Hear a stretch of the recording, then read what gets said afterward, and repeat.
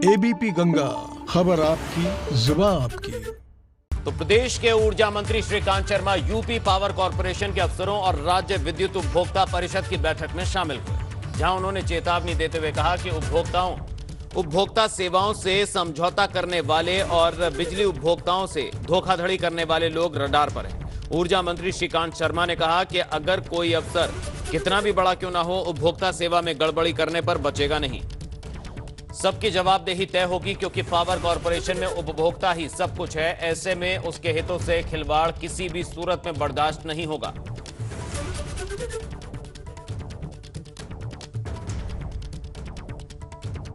प्रबंधन के लोग ये सुनिश्चित करेंगे कि जो अब तक खामियां रही हैं वो सब खामियां ना रहें और उपभोक्ता सेवाओं में कोई शिथिलता ना हो।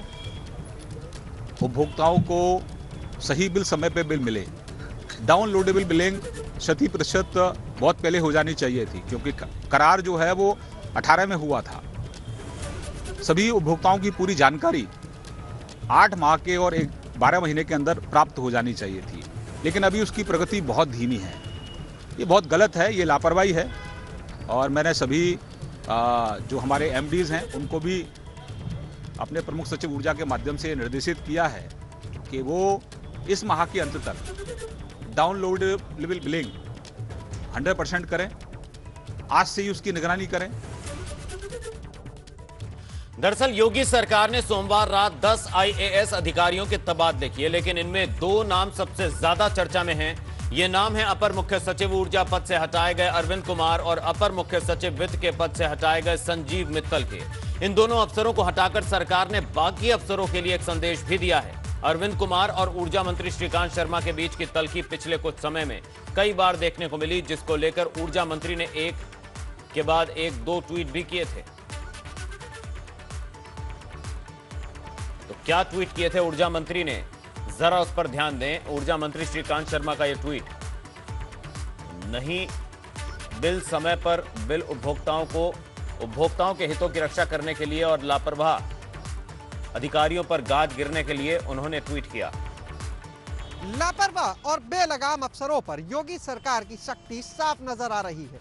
देर शाम हुए आईएएस अफसरों के तबादलों में कई नाम ऐसे भी हैं जो साफ इशारा करते हैं कि सरकार की किरकिरी कराने वाले अफसरों को अब बख्शा नहीं जाएगा। माना जा रहा है कि अभी कई और अधिकारियों का तबादला किया जा सकता है। कैमरा सहयोगी राजू के साथ शैलेश अरोरा, एबीपी गंगा, लखनऊ।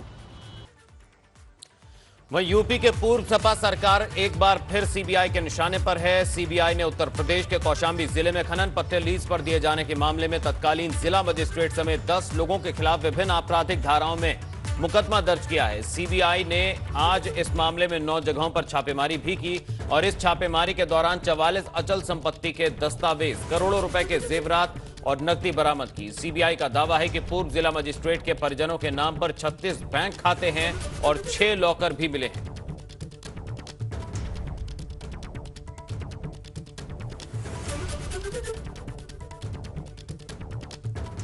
चलिए आपको यह भी बता देते हैं सत्येंद्र सिंह आखिर कौन है। सत्येंद्र सिंह पूर्व आईएएस अफसर हैं जो सपा सरकार में खनन हुए घोटाले के आरोपी हैं। सत्येंद्र सिंह 2 बार लखनऊ के डीएम भी रह चुके हैं और दोनों बार वो एलडीए के वीसी के भी पद पर रहे।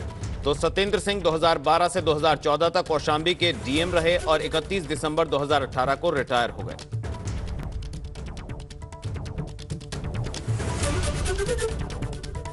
यूपी के सेवानिवृत्त आईएएस अफसर हैं, 2 बार लखनऊ के डीएम रह चुके हैं सत्येंद्र सिंह, जिनके कई ठिकानों पर आज सीबीआई ने रेड की।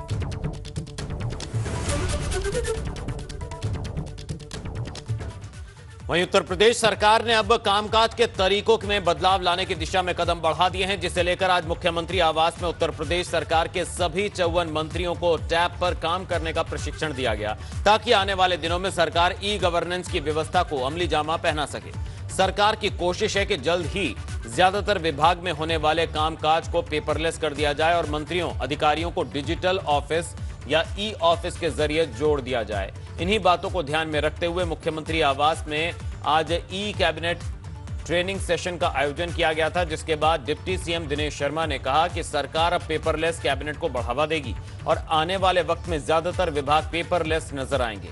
वहीं अल्पसंख्यक कल्याण राज्य मंत्री मोहसिन रजा ने कहा कि मंत्रियों के बाद अब सरकार विधायकों को भी आईपैड देने की तैयारी कर रही है।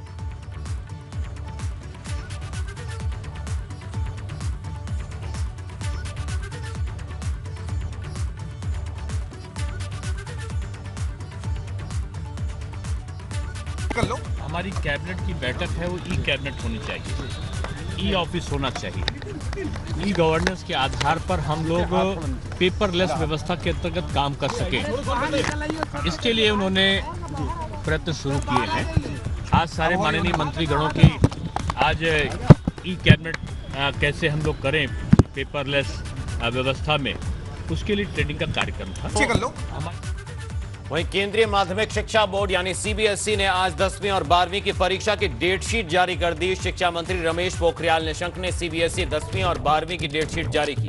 परीक्षाएं 4 मई से शुरू होंगी और 10वीं कक्षा की परीक्षा 7 जून को खत्म हो जाएंगी, जबकि 12वीं की परीक्षा का समापन 10 जून को होगा। इस बार 12वीं कक्षा की परीक्षाएं 2 शिफ्ट में होंगी। सुबह की शिफ्ट का एग्जाम 10:30 बजे से 1:30 बजे तक चलेगा और दोपहर की शिफ्ट का एग्जाम 2:30 बजे से 5:30 बजे तक होगा। आमतौर पर प्रायोगिक परीक्षाएं जनवरी में होती हैं और लिखित परीक्षाएं फरवरी में शुरू होती हैं और ये मार्च में खत्म हो जाती हैं। लेकिन इस बार कोविड-19 महामारी के मद्देनजर परीक्षाओं में देरी हुई है।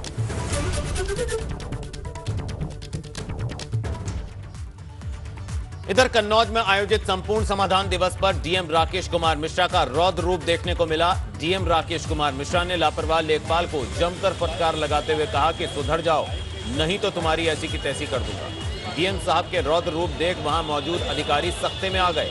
दरअसल संपूर्ण समाधान दिवस पर शशि नाम की एक महिला फरियादी फरियाद लेकर डीएम के पास पहुंची थी।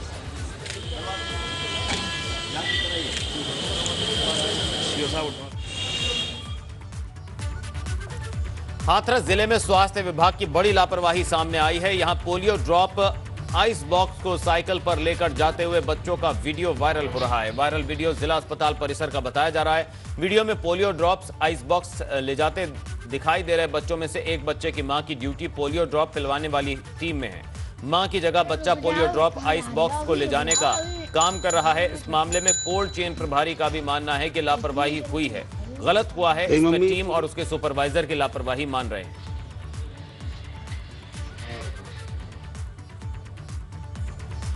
वहीं चंदौली जिले में पत्नी ने प्रेमी के साथ मिलकर अपने पति की हत्या कर दी। इसके बाद उसके शव को गंगा में फेंक दिया। मामला चेहनिया क्षेत्र के टांडा कला गांव का है। युवक के गायब होने की सूचना पर पुलिस ने जांच पड़ताल शुरू की तो मामले का खुलासा हुआ। पत्नी सहित 4 लोगों को हिरासत में लेकर पूछताछ की जा रही है। उधर गोताखोरों की टीम गंगा में शव की तलाश में जुटी है। इस वारदात में मुख्य आरोपी भोला पुलिस की गिरफ्त से बाहर है। मृतक की पत्नी और उसके प्रेमी को गिरफ्तार कर जेल भेज दिया गया है। तो फिरौती देने के बाद भी आरोपी महिला ने कबूल कर ली है।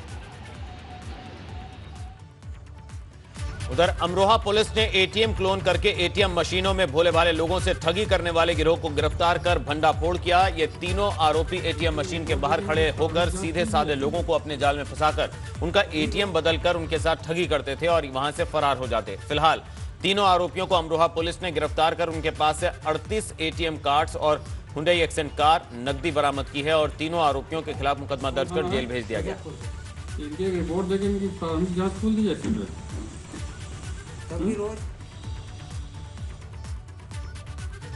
वहीं हापुड़ नगर कोतवाली पुलिस और एसओजी टीम को मुखबिर द्वारा सूचना मिली कि एक ट्रक में कुछ लुटेरे सामान के साथ आने वाले हैं। हापुड़ नगर पुलिस की संयुक्त टीम ने निजामपुर कट के पास हाईवे 9 पर चेकिंग के दौरान चोरी करने वाले अंतर जनपदीय गैंग के 4 शातिर लुटेरों को गिरफ्तार किया, जिनके कब्जे से एक आयशर कैंटर ट्रक और भारी मात्रा में चोरी का सामान बरामद हुआ है। मामले में मुकदमा दर्ज कर आरोपियों को जेल भेज दिया गया।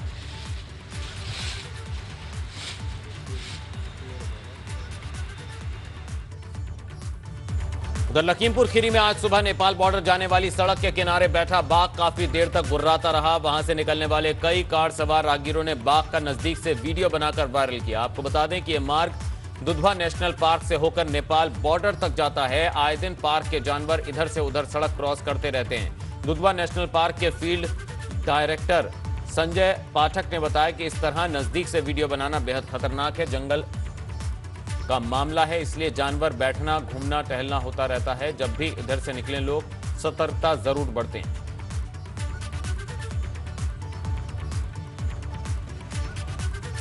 कोरोना के बावजूद एक दारोगा के विदाई समारोह में आम जनता इस कदर उमड़ी और गाजे बाजे के साथ नम आंखों से विदा दारोगा को किया, फिर तो खबर बनती है। चलिए देखते हैं एक रिपोर्ट।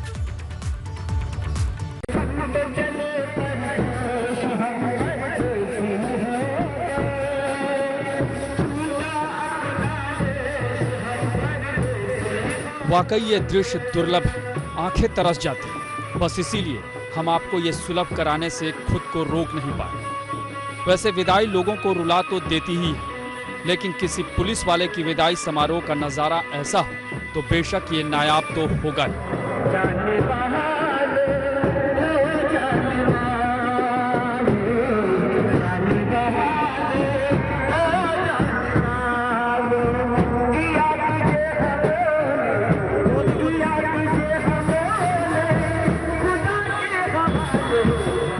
यहाँ भी कुछ ऐसा ही हो रहा है। यहाँ बैंड भी, बाजा भी, फूल माला भी, लेकिन ये किसी बारात की नहीं, एक दरोगा के विदाई की बेला है।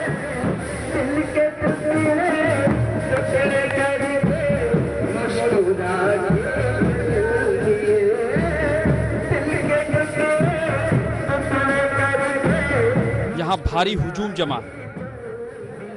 दरोगा के पैर जमीन पर ना पड़े, उन्हें अपने कंधों पर लोगों ने बिठा रखा है, फूल मालाओं से लाद दिया है। लोग रो रहे हैं, सबकी आंखें नम हैं। दरोगा जी की आंखों में भी आंसू हैं, जैसे वो भी अपने परिवार से बिछुड़ रहे हैं।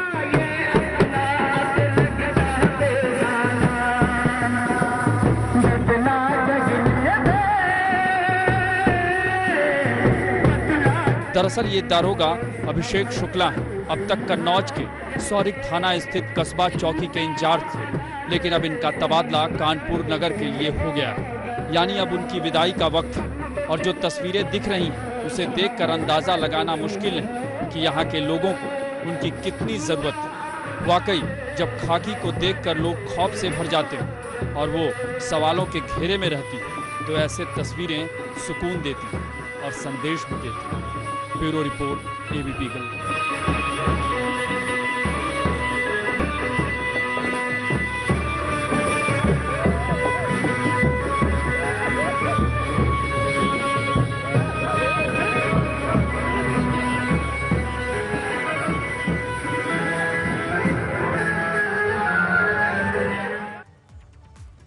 दरोगा जी की विदाई में लोगों के निकले आंसू। खबरों में बढ़ेंगे आगे। काशी में जल्द ही गंगा की लहरों पर आपको तैरती हुई लाइब्रेरी देखने को मिलेगी, यानी नौका विहार के साथ पढ़ाई का भी आनंद मिलेगा। देखिए रिपोर्ट।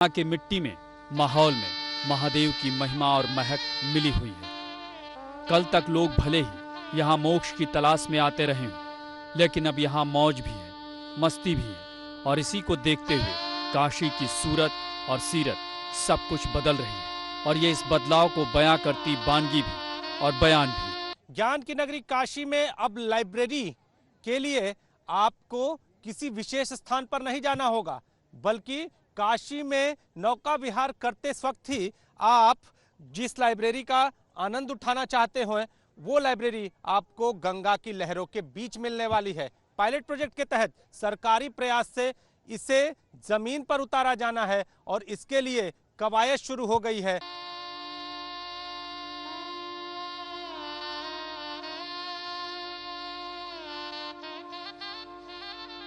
वैसे यहाँ आने वाले पर्यटकों की पहली पसंद बाबा विश्वनाथ की छत्र छाया में गंगा की अविरल और शांत धारा में नौका विहार है। काशी में घाटों के किनारे 2 मंजिली नौकाएं तो आपने बहुत देखी होंगी। इसे यहाँ बजड़ा भी कहते हैं। लोग यहाँ बड़े आयोजनों के समय इसे बुक करते हैं, लेकिन काशी में पर्यटन को नया आयाम देने के लिए आए दिन यहाँ नई नई पहल हो रही है, और इसी की मिसाल बजड़े पर लाइब्रेरी है। इस योजना को अमली जामा पहनाने की तैयारी है। काशी और उसका साहित्यिक इतिहास कितना पुराना है इसे बताने की जरूरत नहीं, यानी अब वो दिन दूर नहीं जब यहाँ पर्यटकों को लुभाने के लिए गंगा की लहरों पर तैरते हुए बजड़े किताबों, वाईफाई और दूसरी सेवाओं से लैस होंगे। देखिए, टूरिस्ट फुटफॉल होता है और जिस भी घाट पे वो रहेगी इसमें कोई शक नहीं है कि वहाँ पे उसको देखने के लिए जमावड़ा लगेगा और अपने आप में एक अनूठी पहल होगी। तो हम लोग भी उत्साहित हैं और जिस तरह का फुटफॉल टूरिस्ट का होता है उसके हिसाब से बिल्कुल इसकी ज़रूरत है और मुझे लगता है काफ़ी अच्छा एक प्रदर्शन होगा संस्कृति का। काशी में इस योजना से यहाँ के लोगों में खुशी भी है और उत्साह भी। बहरहाल ये काशी के घाट हैं। सुबह हो या शाम, समझिए यहाँ का नज़ारा अद्भुत, अकल्पनीय और अविश्वसनीय है। और अब यहाँ गंगा की लहरों पर तैरती हाईटेक लाइब्रेरी न सिर्फ पर्यटकों के आकर्षण का केंद्र बनेगी बल्कि काशी को नई पहचान भी देगी।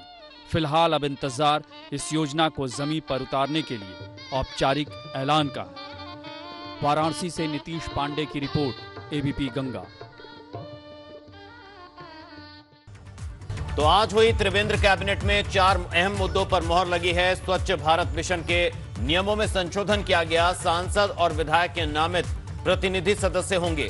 जल जीवन मिशन के तहत 97 पदों को स्वीकृति। उत्तराखंड पुलिस सेवा में निरीक्षक और उप निरीक्षक सेवा नियमावली में संशोधन। साथ ही विधानसभा सत्र गैरसैंण में होगा जो 1 मार्च से 10 मार्च के बीच होगा और 4 मार्च को बजट पेश होगा। तो कैबिनेट ब्रीफिंग को लेकर क्या कुछ कहा मंत्री मदन कौशिक ने, आइए आपको सुनवाते हैं।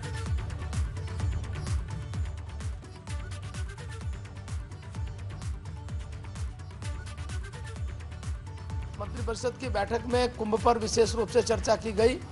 भारत सरकार की एसओपी और माननीय हाईकोर्ट नैनीताल के द्वारा दिए गए जो निर्देश थे उनके क्रम में विस्तृत चर्चा हुई। चर्चा होने के बाद उसमें ये तय किया गया कि चूंकि इसमें अखाड़ों से बातचीत करनी, माननीय मुख्यमंत्री जी को अधिकृत किया गया कि आप अखाड़ों से बात करके और इस संबंध में निर्णय ले लें।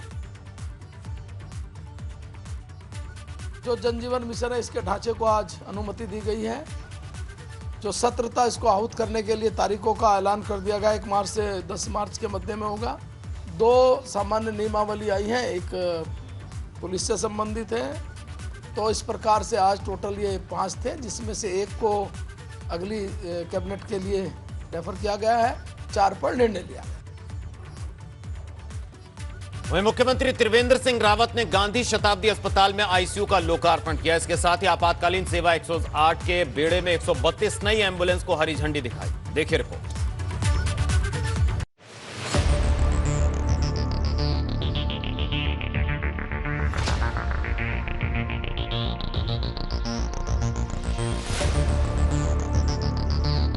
विकास की बुलंदियों को छू रही त्रिवेंद्र सरकार तेजी से काम कर रही है। उत्तराखंड की स्वास्थ्य सुविधाओं को लेकर सरकार ने एक और उपलब्धि अपने नाम कर ली है। इसी कड़ी में सीएम त्रिवेंद्र ने गांधी शताब्दी अस्पताल में आईसीयू का लोकार्पण किया और 132 एम्बुलेंस को हरी झंडी दिखाकर रवाना किया। राज्य की जो दूरस्थ हमारे पर्वतीय जनपद हैं, अस्पताल हैं, वहाँ पर हमारे पास आईसीयू नहीं थे, वेंटिलेटर नहीं थे। आज सभी में वेंटिलेटर और आईसीयू की सुविधा दे दी गई है। डॉक्टर्स भी दुगने से अधिक हुए हैं इन 3 सालों में। मेडिकल कॉलेज आप देखेंगे, 3 मेडिकल कॉलेज इन सालों में हमको स्वीकृतियां मिली हैं। और जो एक कनेक्टिविटी चाहिए उस दृष्टि से 108 हमने अभी 2 साल पहले राज्यवासियों को समर्पित की और अभी 132 यानी कि कुल मिलाकर अगर हम देखें तो ये 271 एम्बुलेंस और जिनमें जो एडवांस श्रेणी की हैं, ऐसी भी कुछ हैं, उनको राज्य को समर्पित किया है। लोगों को बेहतर स्वास्थ्य सुविधाएं मुहैया करवाना सरकार ने अपनी सर्वोच्च प्राथमिकता में रखा है। मुख्यमंत्री ने कहा, स्वास्थ्य सेवाओं को बेहतर करने और उनकी गुणवत्ता बढ़ाने पर सरकार लगातार काम कर रही है। मुख्यमंत्री ने स्वास्थ्य विभाग के कोविड वॉरियर्स को 11,000 रुपए की राशि देने का ऐलान भी किया। स्वास्थ्य सचिव को भी कोविड वॉरियर्स को एक सर्टिफिकेट देने को कहा है। कोविड का एक ऐसा संकट था जब चारों तरफ भय था, और मैं ये कहना चाहूँगा कि सरकारी अस्पतालों की अहमियत लोगों की समझ में आई। सरकार की अहमियत लोगों में समझ में आई जब कई लोगों ने अपने अस्पताल बंद कर दिए। ऐसे में राजकीय सेवा के जो हमारा सबसे नीचे का कर्मचारी है, जिसको हम पर्यावरण मित्र बोलते हैं, वार्ड बॉय हो या अन्य कोई हो, डॉक्टर्स हो, सबने जिस साहस के साथ और जिस समर्पण के साथ अपनी सेवाएं दी, जान जोखिम में डालकर सेवाएं दी। मैं समझता हूं कि देश के अंदर सैकड़ों स्वास्थ्यकर्मी कोविड महामारी के शिकार भी हुए हैं, लेकिन अपनी जान की परवाह किए बगैर उन्होंने काम किया है। इसलिए हमको ये लगा कि उनको कहीं ना कहीं सरकार की ओर से उनका जो समर्पण है उसका सम्मान होना चाहिए। इसको पैसे के रूप में नहीं देखता, मैं पैसे के रूप में नहीं देखते, लेकिन उनकी जो सेवाएं हैं उनको एक तरह से हम अवार्ड कर रहे हैं। हालांकि मुख्यमंत्री त्रिवेंद्र सिंह रावत ने साफ कहा कि सरकार स्वास्थ्य के क्षेत्र को और बेहतर बनाने के लिए अब 2500 नर्स और 720 डॉक्टर्स की भर्ती पर काम कर रही है। रुद्रपुर, हरिद्वार और पिथौरागढ़ मेडिकल कॉलेज के DPR तैयार हैं और जल्द इनका निर्माण शुरू हो जाएगा, जिसका फायदा जनता को बेहतर स्वास्थ्य सुविधाओं के रूप में मिलेगा। ABP गंगा के लिए दिल्ली से अविनाश सिंह की रिपोर्ट।